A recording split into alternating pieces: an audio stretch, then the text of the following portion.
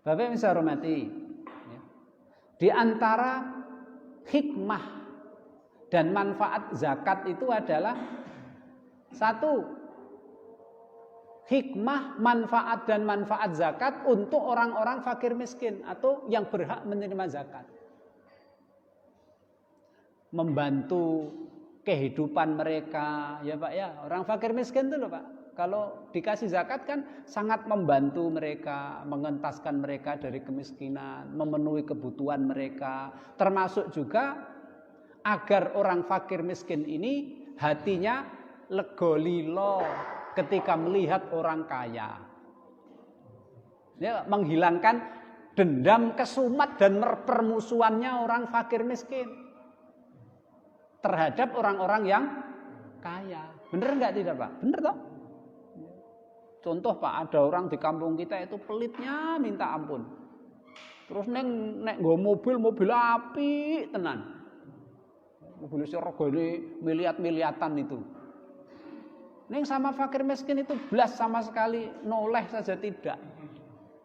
Nek bar salaman karo wong miskin ku langsung cuci tangan. Kira-kira Pak orang miskin ketika melihat orang itu atine piye Pak? Ya kudu ngaplok gitu Pak ya. Jadi supaya kenapa hikmahnya ini yang pertama adalah untuk membantu orang fakir miskin memenuhi kebutuhan mereka dan untuk menjaga kebersihan hatinya orang fakir miskin ketika dia melihat orang kaya.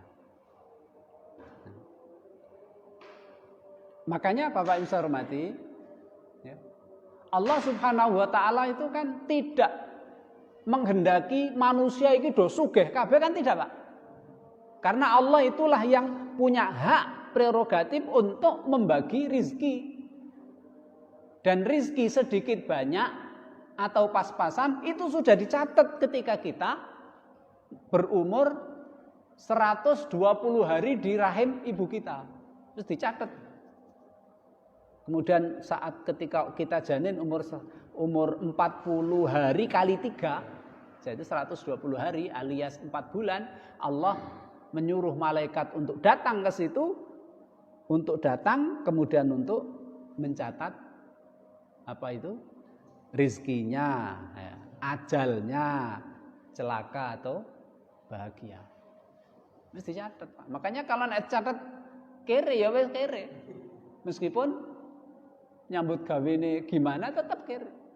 Tapi kan kita nggak boleh juga Pak.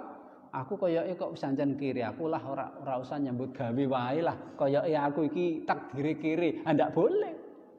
Kita diwajibkan untuk beramal dan berusaha.